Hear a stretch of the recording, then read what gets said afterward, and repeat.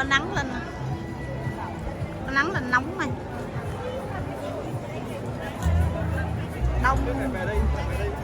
đông người quá trời luôn, biết bao nhiêu mà nó thâu biết bao nhiêu tiền ở trên này. Đây đây, Thanh cơ mà. Thanh vừa xuống đây rồi. Anh Thanh cơ mà.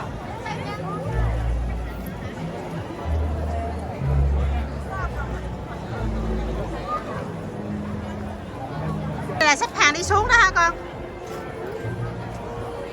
Thì chuẩn bị đi về, đi xuống đi về á. Nó công phu của làm đẹp quá ha. Cái này giống như nhà thờ cái gì á. Xếp hàng đông em.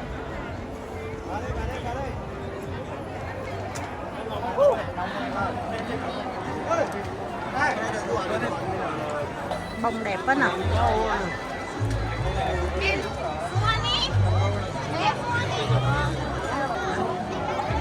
Rất tuyệt vời, thì có chuyện mà xưa tỉnh vâng, tỉnh